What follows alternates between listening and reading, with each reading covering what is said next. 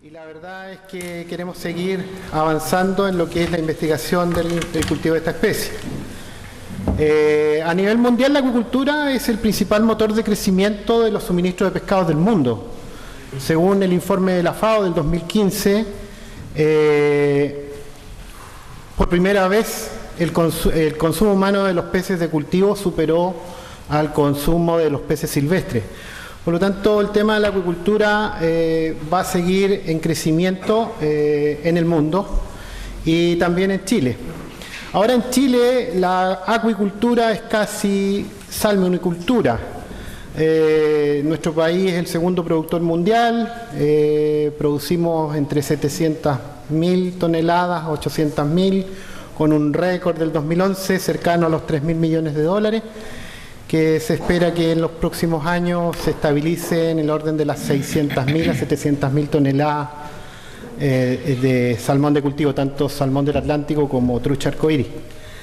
Pero ¿qué pasa con las demás especies que tenemos? Entonces, en ese sentido, hace ya, yo diría, casi 10 años se ha estado discutiendo, se formó una comisión de investigación de ciencia y tecnología que contrató varias consultorías extranjeras para determinar qué sucedía con los clústeres en nuestro país, y la verdad que la acuicultura surgió como uno de los clústeres más importantes, pero resulta que hasta ese momento solo teníamos el cultivo de salmón. Entonces la idea es, o se le encomendó al Departamento de Innovación de la Subsecretaría de Economía, a Innova Chile de Corfo, a la CONICIT a través del FONDEF, que desarrollen instrumentos para que propendan a la diversificación de la acuicultura, y así surgió el PEDACH, que fue el proyecto que nosotros tuvimos con el tema del bacalao. Ahora, ¿por qué el bacalao? Bueno, ya se ha hablado bastante sobre las virtudes de esta especie, y quizás una de las cosas más importantes es que la cuota está reducida a 1.000 toneladas, y el alto precio que actualmente tiene el bacalao son razones por las cuales esta especie es interesante de poder desarrollar en términos de la acuicultura. Y además la tendencia mundial inclina el consumo de peces de carnes blancas, por sobre todo, y ojalá de aguas frías.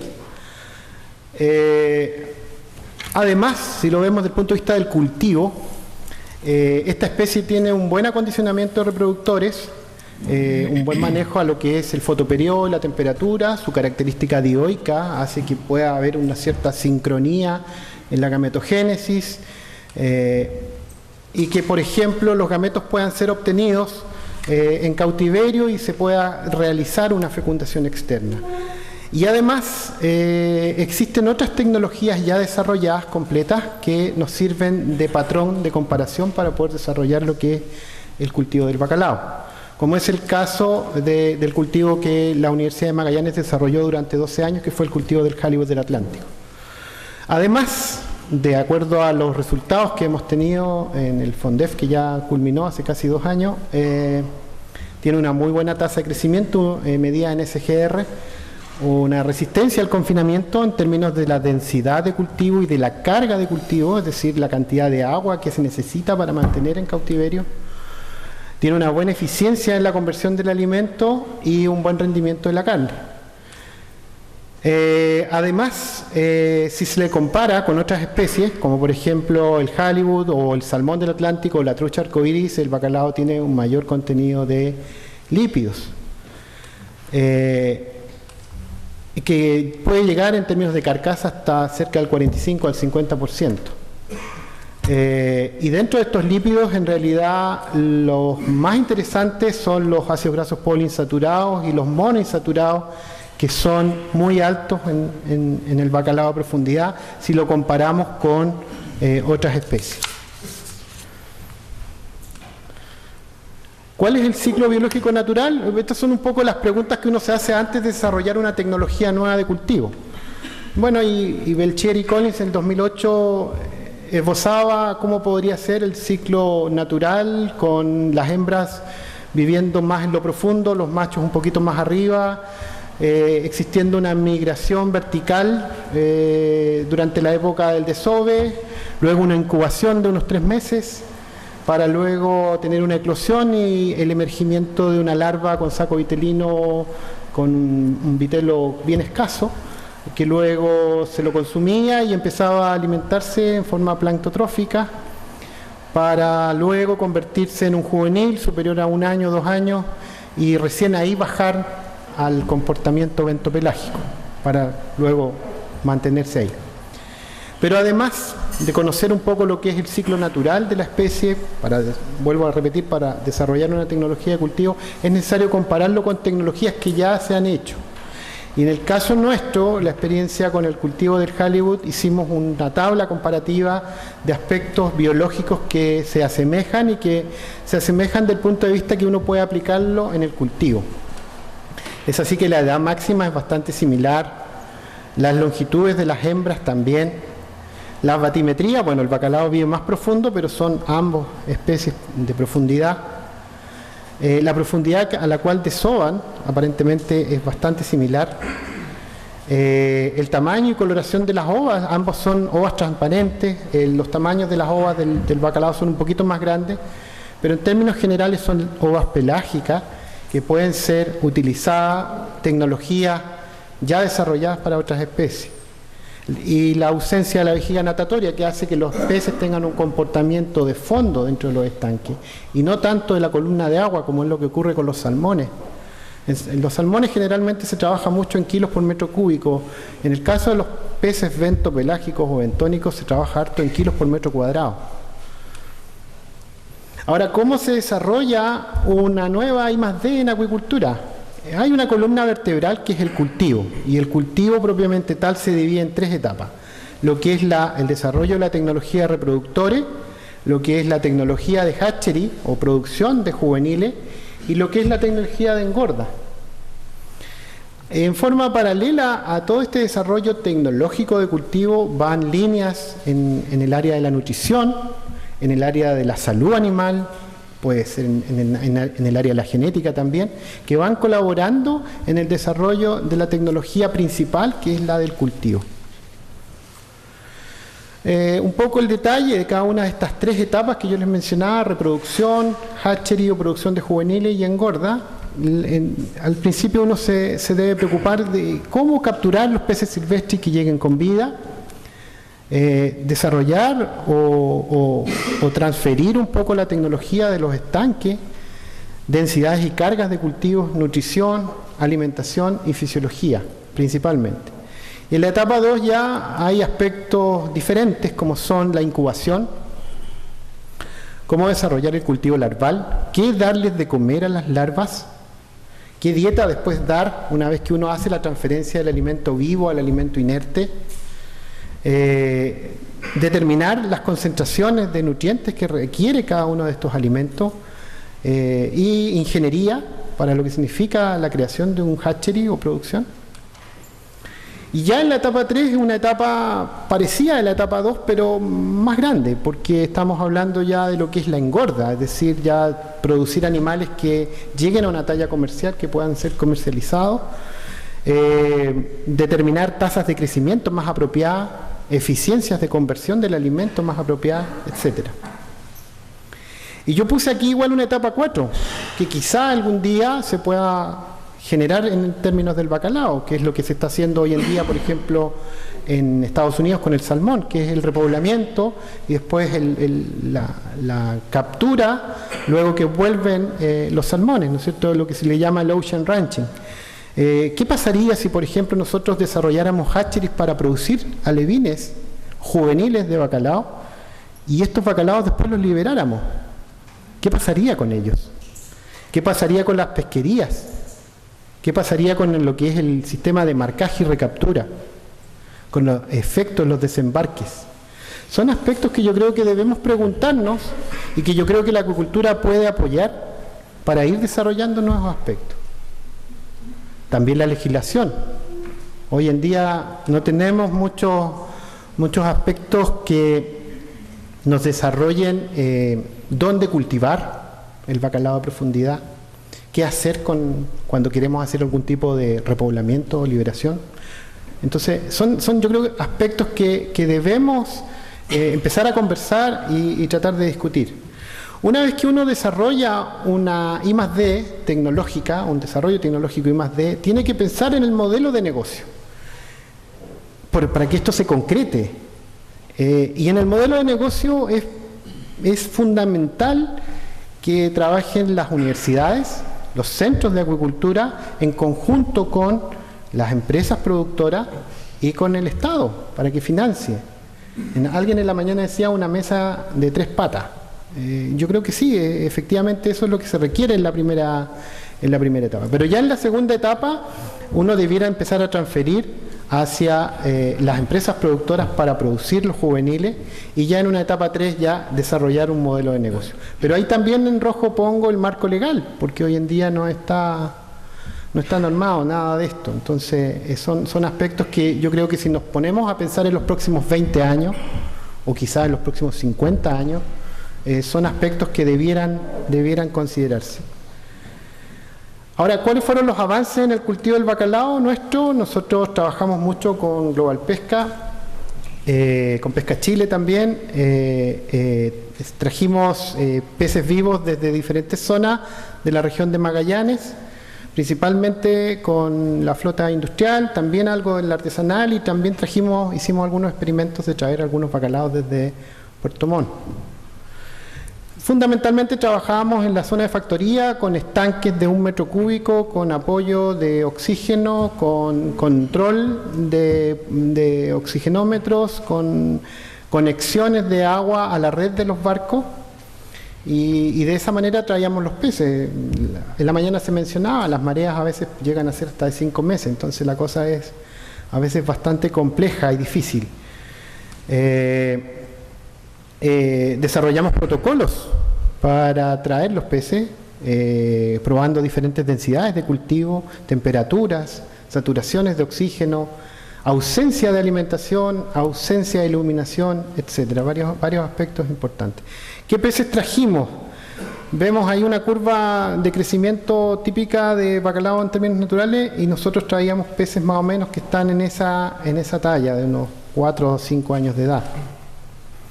Luego llegaban a nuestro centro de cultivos que tiene la universidad. Es necesario mencionar de que este tipo de tecnologías de peces grandes, como es el caso del bacalao, requiere de instalaciones grandes.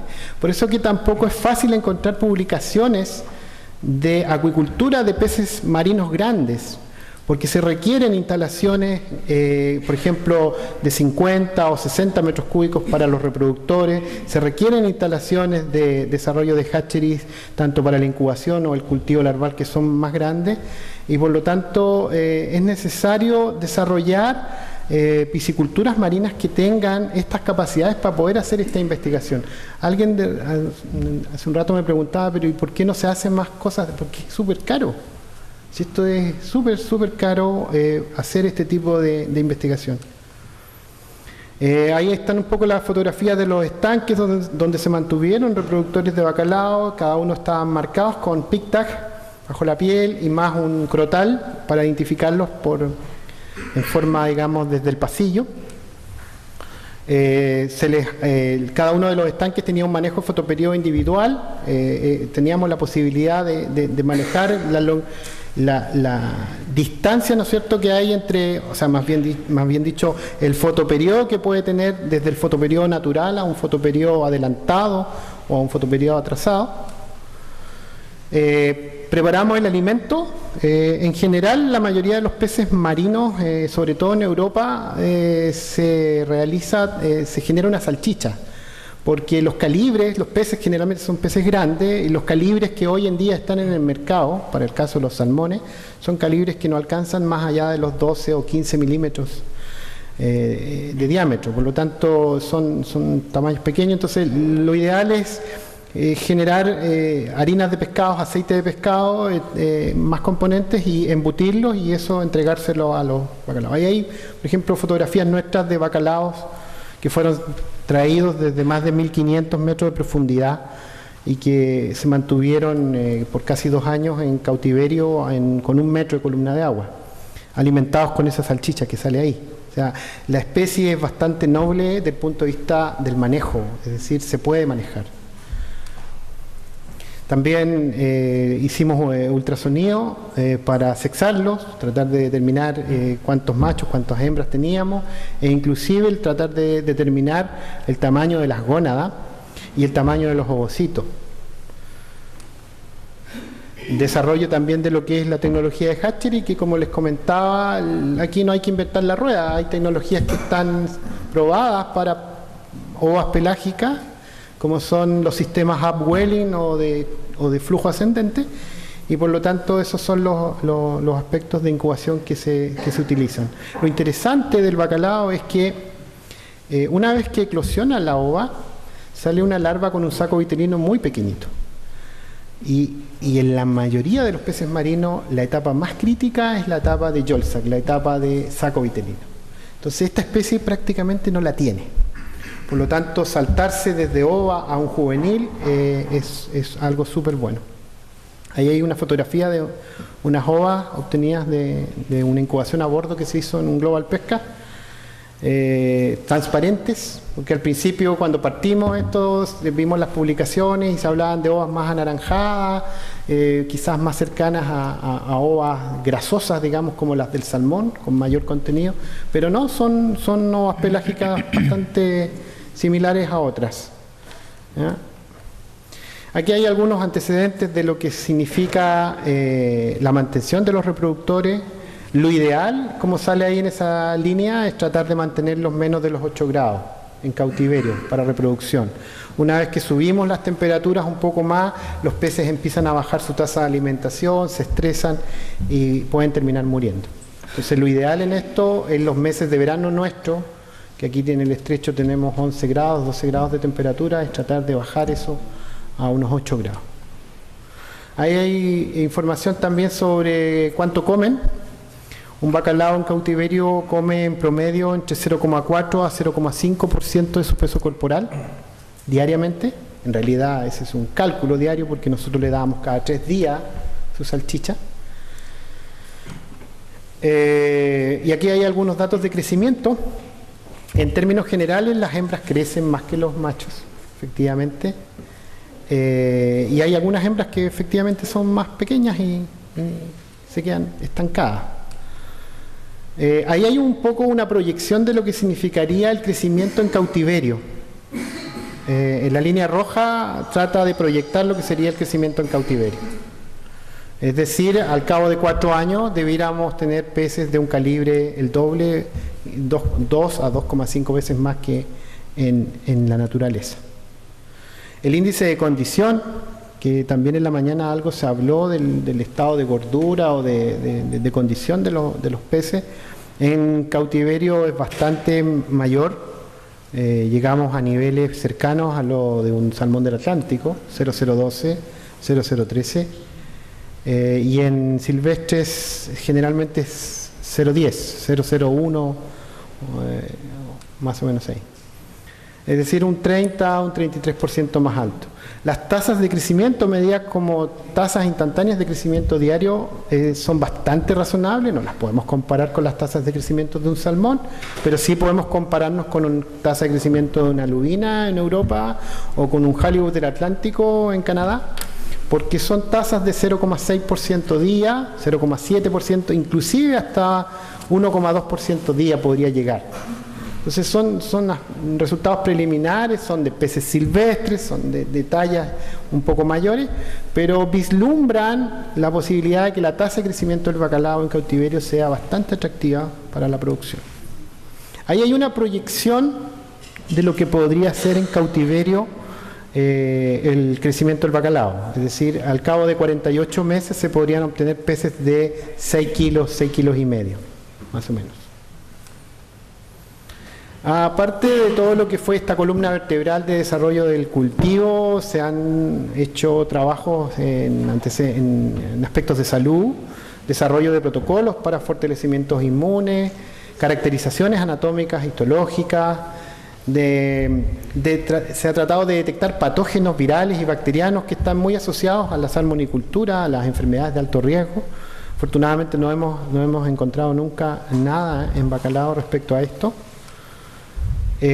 Solamente parásitos, algo igual se mencionó en la mañana sobre parásitos, ectoparásitos y endoparásitos. Quizás los endoparásitos son los principales cuellos de botella en el cultivo. La verdad que la mayoría de los peces que se mueren, cuando uno les hace la necropsia, se da cuenta que están con parásitos enquistados en la mayoría de sus órganos.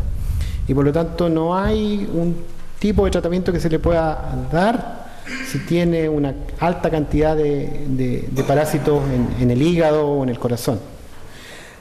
Otras patologías como patologías oculares, exoftalmias severas, cataratas, que son propias igual de peces de profundidad que luego se mantienen en cautiverio.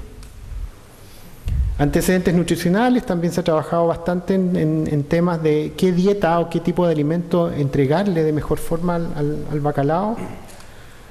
Antecedentes genéticos también, algunos marcadores microsatélites. Hoy en día se está tratando de trabajar, de hecho el doctor Araneda, que trabaja con nosotros, está desarrollando nuevos SNPs para bacalao. Entonces la idea es ir caracterizando genéticamente la especie, y también con el Instituto Antártico Chileno estamos trabajando en lo que es la caracterización de la flora bacteriana intestinal, para tratar de determinar cuál es el efecto de la dieta que le estamos entregando en cautiverio en términos de su flora de bacterias tanto cultivables como no cultivables.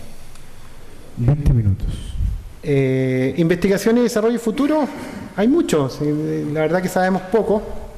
Continuar con las capturas, ojalá políticas de Estado, la subpesca, Corfo, CONICIT, es decir, en términos de hacer este tipo de eventos en donde uno converse este tipo de cosas para que se logren pescas de investigación que apoyen estas iniciativas, seguir trabajando en áreas aptas para la acuicultura, no solo de salmones, sino que de otras especies, de especies marinas como esta, desarrollo de tecnologías nuevas. Las tecnologías RCA de recirculación para salmones no son exactamente las mismas que podrían ser para bacalao.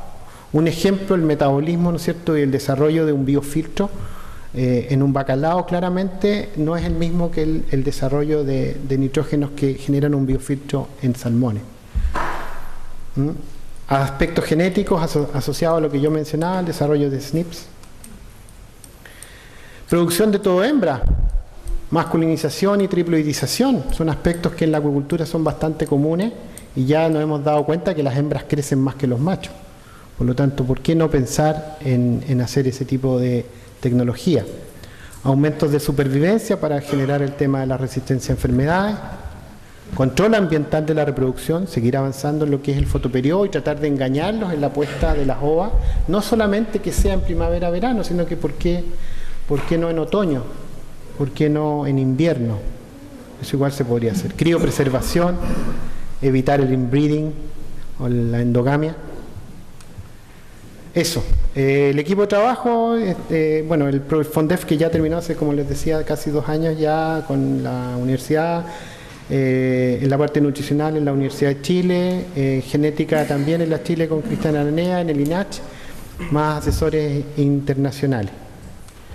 Agradecimiento, Global Pesca por sobre todo, que nos ha apoyado desde el principio, allá Eduardo, muchas gracias. Y la idea es tratar de seguir avanzando en esto, el Instituto Antártico Chileno y la Facultad de Ciencias Agronómicas de la Universidad de Chile. Muchas gracias.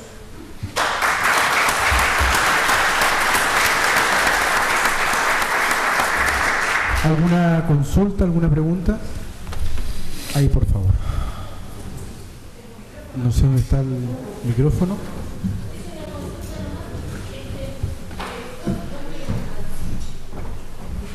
Ahí va el micrófono. Gracias. Gracias. Sí, era una consulta pequeña. ¿Por qué se eligió ejemplares de edad 5 que sabemos que están muy alejados de lo que es el valor de la edad de primera madurez, que está entre 8, 9, 10 años? Y si eso puede tener relación con que ese descubrimiento de que las larvas que nacen tienen un poco vitelo, conociendo que los ejemplares, los mayores reproductores son los que tienen mayor calidad de huevo y por ahí pueden tener una mejor calidad de las larvas. ¿Puede haber una relación en eso? Sí, lo que pasa es que en realidad no pensamos en 5 años.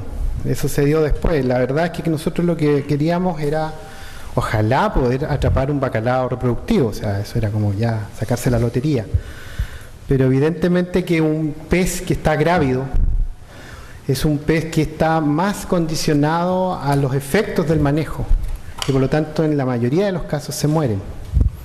Es por eso que el objetivo es buscar animales que no sean tan pequeños, pero que tampoco estén tan alejados de la época reproductiva, de su primera madurez.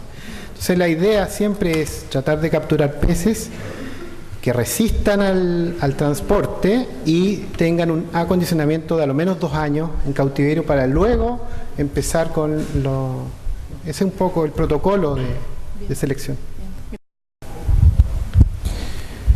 Bien, seguimos con las presentaciones.